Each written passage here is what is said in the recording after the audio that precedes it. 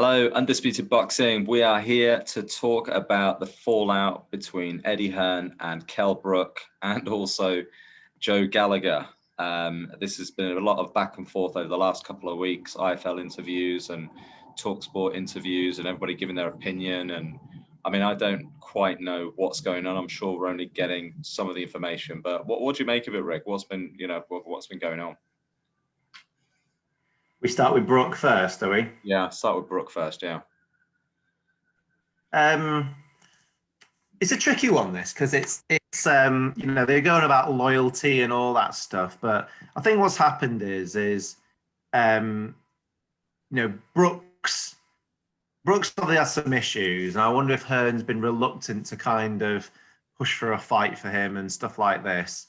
And he really wants the Crawford fight, and Bob didn't really want Hearn involved, and so Brooks had to chase it himself and had to kind of not involve Hearn, and maybe Bob saying, if you want this fight you can't involve Matchroom, I'm not sure. And then when it's come to right, we need a UK outlet, they've come to kind of Hearn, who has said, well, you've done this behind my back, and so that's one thing. And also, money's quite tight at the moment, so I want to use it on the fighters that are loyal to me. And then Brooks kind of came out and made a bit of a statement first, and then I think Hearn's react to it. So for me, it's kind of, if you look at the videos individually, it's Hearn just going about loyalty, which is a bit because I think loyalty works both ways. And once a fighter's been beaten a few times, will Hearn be that loyal to him? So he goes on about it a bit more. I think the big thing is that Brook came out and said, he's just, he's treated me badly and it's out of order what they've done.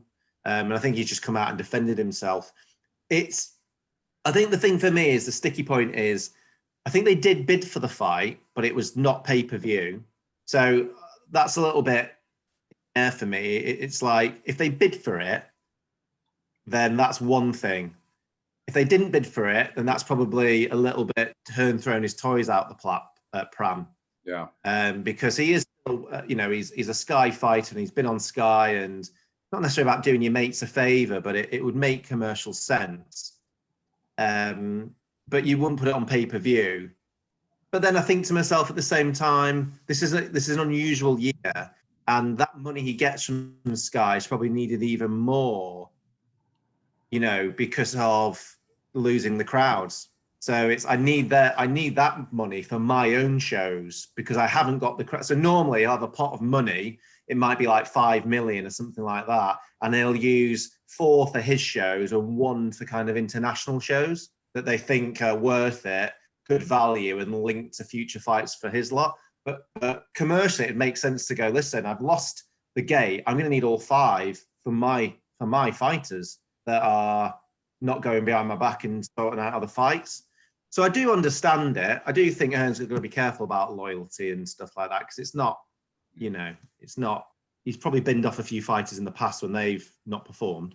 I think it's a bit disappointing.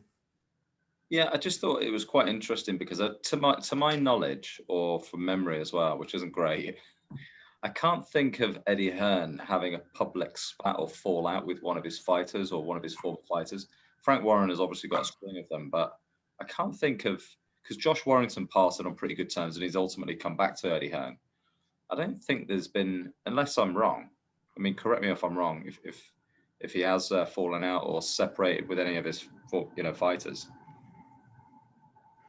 I don't know of any, but you do hear a few of them say, when you kind of when you're winning, he's in your ear all the time, and when you've lost a couple, he goes quiet on you, which I get is natural because it's business. Yeah. And I've got no issue with a promoter like someone up, and if they've lost a few times, going, sorry, you're not as important to me as you once were. But then you can't whine about loyalty if it happens to yourself. That'd be my thing a little bit. But it depends if you think he's being unloyal or not. He seemed to get peed off when the video came out. I think he was happy just to keep it under wraps. Yeah. And I think So it all depends on what did happen with that money. Did they offer something? Yeah. They didn't, then that might be a little bit toys out the pram, or it could be just because of the current climate where I need that money for these fighters because I haven't got a gate. Or they offered some, which I think they did, but we're not putting it on pay-per-view, which is right because you had 3 pay-per-views in a row. Which Brook was kind of slagging off as well, saying, they're not even high quality fights, but unfortunately, they'll do a bit bigger numbers than you, Brook. They're heavyweights, they're biggish names, and they're at a decent time in the UK. Yeah. Not many people know. Not many people, they know him quite well. Yeah. But they don't know Crawford. Yeah, it's just, it's difficult. I mean, hearing it from both sides. I mean, Eddie Hearn is very good at spinning, stories and sort of his favor. And I think whenever these things come about and it's a he said, she said situation, it's usually a little bit of both and it's somewhere in the middle. And I do think that Kell Brook, from the business side of things, is probably not as aware of what's going on, because I know his dad and he's got a management team that take care of a lot of stuff. So I do wonder whether they've maybe done something, not underhanded, but they've obviously done something to slight Eddie Hearn, and he's gone, right, okay. Because with the whole loyalty thing as well, and Eddie Hearn has a lot of his fighters on a fight-by-fight deal, like Tony Bellew was, I think Dillian White was. And this is where I found like a little bit of an inconsistency, because I think it was maybe, when was it? Dillian White was looking for an opponent, and I think he openly kind of put himself out there in the market. And Frank Warren put his hand up, and I think he actually spoke to PBC. And Eddie Hearn was actually kind of like, "You should do that. You should go and speak to PBC and see what they can offer you," because he obviously did that with the confidence that he knew that he was going to come back. So with Kell Brook doing that with Top Rank, I just didn't really see much of a difference there, unless I do think that something else has happened. There's something that we're not aware of that's maybe a little bit underhanded. He's not very happy about it, and he's almost kind of left him out in the cold. And having heard both sides of it, you can understand both sides of it, because I do think that Eddie Hearn has put a lot of Brook fights on pay-per-view, which probably weren't pay-per-view. Frankie Gavin, I know that was a stacked card, but that probably wasn't a pay-per-view, and I imagine that probably wouldn't have done very well commercially. Errol Spence as well. I mean, I'm not sure. Again, Errol Spence wasn't particularly well known at the time, whether that would have been a commercial success. And maybe Eddie Hearn thinks, Kell Brook 33, maybe he's just thinking, maybe our time is done, and he's focusing on other stuff. I think Spence probably did all right. I mean, we were at the fight and they got 30,000 in that ground. Yeah. So, you thought then the pay-per-views would be quite strong if you're getting 30,000, but it wouldn't be like a necessarily. It's as good as what you've paid people. You know what I mean? If a Joshua fight would be expected to do 600,000-700,000, but then his kind of basic is probably at that level, whereas Chisora and co, I think, did like 270 last weekend. Anuzik, and so their basic would be a lot lower. So it's probably as good as they needed it to be, that fight. But it all stems really for me about you talk about White, and you say he said to White, go and do it, go and have a look. And if White had gone off and joined someone else, then Hearn would have gone, well, he's found a better offer. But I don't then expect Hearn to overdo him a favor. Do you know what I mean? Yeah. And I think that's what he was asking him to do. It's like, I've gone and done this on my own without you. I've not really told you about it. I've gone all quiet, all one-sided side of the story, this, I know. And now I'm coming to you at the end saying, can you put us on Sky at pay-per-view? And he's gone, no. Yeah. Now, that's different than saying no to money, because as I understand it, they offered some money for it. Yeah. But they're almost saying, on pay-per-view and do me a favor. I've always been a Sky fighter. And it's almost like, I'm not going to throw my toys out the pram and not give you any money. I'm just not going to do you a favor. Yeah, you've gone and do that. And I see that as out of order, really. Yeah. It's one thing going, I should do this, I'm going to do it. And there's another thing going, I'd normally do you a favor, but I'm not doing on this occasion. Yeah. That's where I am. you know, if White had gone over to PBC or somewhere like that, they may have put a bid in because it made commercial sense. Yeah. But would they have put it on pay-per-view for a favour for him? Don't know. When someone's gone and done that to you, do you, you know, whereas Warren would like just not do anything because he totally throws Troyes out the plan, get emotional about it, and just go, "I'm not having anything to do with you." I think Hearn's a bit more. If there's still a booking, it makes commercial sense. I'll do it, but I won't do you a favour. Yeah, and I'm up for that. I think. Yeah. If it did play out that way. Yeah, do you know what? Just as we've been talking, I have actually thought of a fighter that Hearn did kind of fall out with. Although it wasn't a massive fallout, but James DeGale, I think, after he beat Andre Durrell in, I want to say, I know it was in the US. Was it Boston? Might have been Boston. James DeGale crowned IBF champ. Eddie Hearn was there, jumping in the ring. I thought this is another, great moment for them. And then he jumped ship and went to PBC. Do you remember? And then he fought in America for maybe 2 or 3 years, which I thought was actually a bit of a shame because I thought off the back of that, James DeGale could have been potentially in the right fight, so a pay-per-view fighter in the UK. And I thought, maybe a fight at the Emirates because he's a big Arsenal fan. Rematch, with George Groves, which I think would have been fantastic. But I don't think James DeGale worked with Eddie Hearn again after that. I don't think it was a public falling out, but I don't think they were on great terms after that. But and I know George Groves was with Eddie Hearn for a very short period. And then I think after the Froch fight, I think he was independent, but I think most of his fights were on Matchroom, and then he went into the World Boxing Super. Well, he won the title. He won the title when we were there at the Brook. Yeah, you're right. Against WBO, I think. It was the WBA, and it was it Fedor Chudinov? Chudinov, yeah. Yeah, I always get Fedor Chudinov. He wasn't expected to win that. Yeah.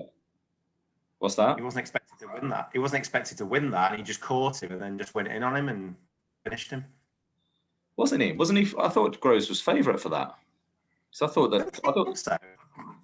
I do think that Fedor Chudinov was a weak world champion. Was it for a vacant belt, or was he the actual champion? Maybe vacant. Yeah. Maybe vacant. But yeah, I forgot about that. I forgot from the undercard. That was actually a good card. Card. Yeah, Dave. Your mate Dave Allen was on that as well. Getting beat in the Commonwealth. I know. I feel bad now that I've said that about Dave Allen. I think he's obviously good value, a good character, but you know what I mean. You like to just see kind of like new blood and new fighters coming through rather than regurgitating the same fighters. That if they keep losing and they don't put up great performances. I think Joe Gallagher's another big story though. I think he is. He does. I mean, again, you got to be careful about how much shit of Eddie Hearn you swallow, because I don't think he over lies. He just twists things a little bit, but he's not a big liar. But I think you can just tell with Joe Gallagher he's going to be not easy to deal with, just his interviews and that. And I do think it's hard to know because you can't see some of the offers. I mean, firstly, he kind of accused Sky of being racist, which I think he's now gone back on. And, if you're putting that in an interview, then immediately you're not all there. You think you can get away with making that comment. What are some of your other comments linked to? But, he was saying that, his fighters have to take 40% pay cuts.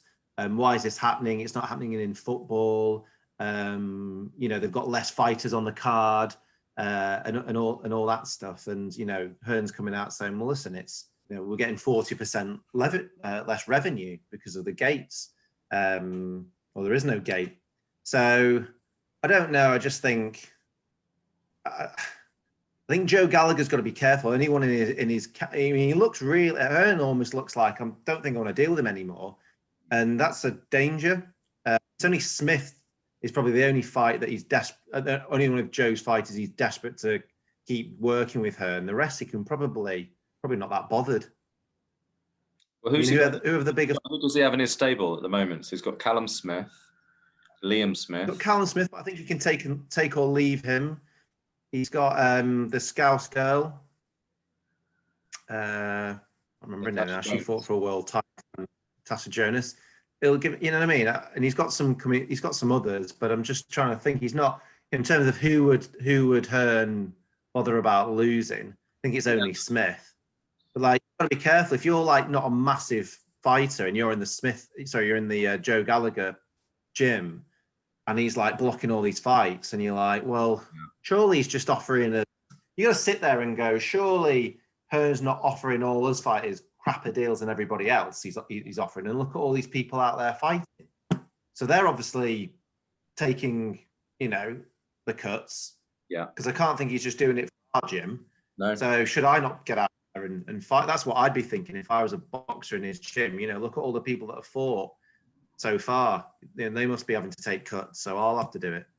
But yeah, he's just trying to find an angle of, football's not had to do it. Well, it's a different model. You know what I mean? I don't think you can compare sports. I do think it's a real shame though. I mean, Callum Smith really needs to kind of get a move on with his career, because he, off the back of winning the World Boxing Super Series, he should have been a real star. And it just doesn't feel like it's quite taken off for him. And I think it's such a shame, because I actually think he is one of, pound for pound, he's one of the best boxers we've got in this country. Maybe after,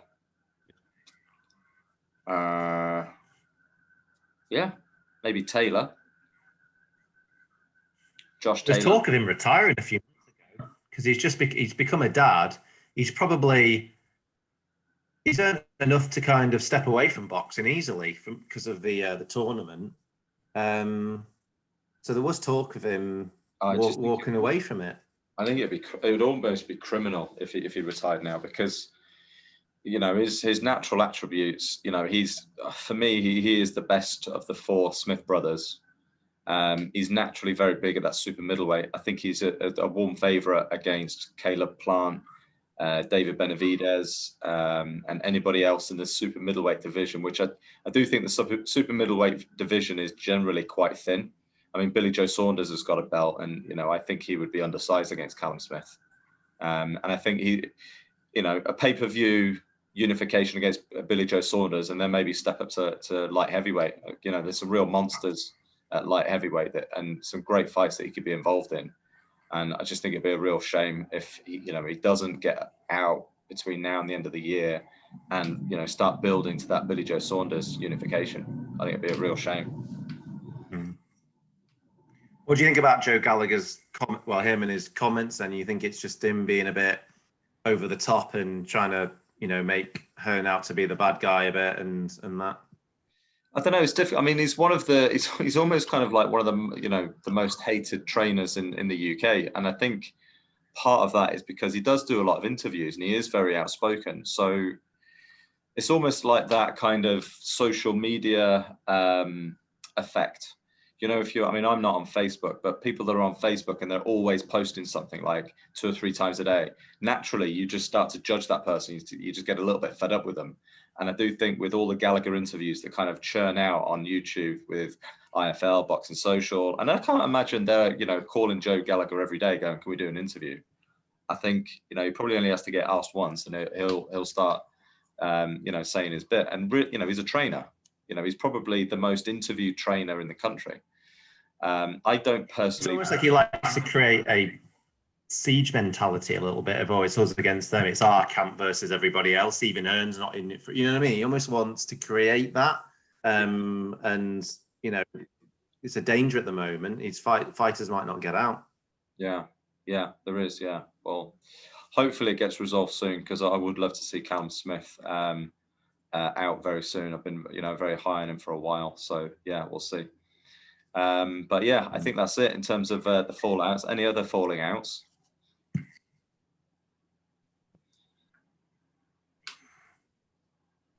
Wilder accusing his trainer of drugging him before he goes to the ring. I think that's he's fired him, so that's a big fallout. But we've covered that a little bit, and it's almost getting daft now, isn't it? I mean, I hear a few of the American channels are kind of still entertaining it, and a lot of the, I don't know what it is. Carefully, we don't get done on the channel, but it's like there's something about American people that can just seem to, I don't know, they seem to go to one side and just fall in love with something, and that's it. They'll defend it to the death, like people who support Trump and people that support Wild. It's like they'll just swallow anything just to kind of keep living the dream, or keep believing in that thing they believed in. They're easily brainwashed, isn't the thing, but they want to be part of something. Sadly, when that thing starts to crumble, they defend it to anything rather than going, is this, you know. Well, I think that's the thing with boxers. I mean, I try to be as impartial as I can, and I just like to watch good boxing. I like to watch good fights. Sometimes I do get kind of a little bit too invested, I guess is the right word, and I'm probably like that a bit with some fighters. Kell Brook probably being one of them. But I do think it's like a little bit like Lomachenko. Like he lost a couple of weeks ago now, wasn't it? Against last weekend against Teofimo Lopez. Now, there's a lot of people saying that no way Lomachenko wasn't on form, or he was injured, or I think he won the fight. It should have been a draw. We won a rematch, and I'm like, for me, it was a not a comfortable win, but I think I gave Teofimo Lopez. I think it was 7-5. I had it, or 8-4. Either way, it was a pretty conclusive win. You could argue that there should maybe be a rematch, but I think Loma fan. I mean, I've been a big Loma fan for a long time. I've been really high on him for a long time, but I think that I didn't get kind of deeply entrenched that I'm just blinkered then, that I can't see logic or judge a fight for as it is. It's human nature to get invested. I mean, I think both of us are big invested into AJ and probably Tyson to a degree, because they're the figurehead of our sport in the UK, and it's hard not to. And to be fair, when Fury disappeared and Joshua came into light, he changed boxing in the UK, and people getting far bigger paydays because of Joshua and turning people back onto things. So he's done a lot for the sport. I mean, after the Ruiz first fight, I was, and I am still convinced something wasn't quite right with Joshua. But at the end of the day, I'm not going to harp on about it. He got beat, and he had to go on and fight on. You know what I mean? And I don't know what it is. He's never come out and said anything other than we did discover something and we've sorted it, and that's it. So whether it was a virus or something, I don't know. But he didn't look right before the fight, and he got caught with a big punch. For fair enough.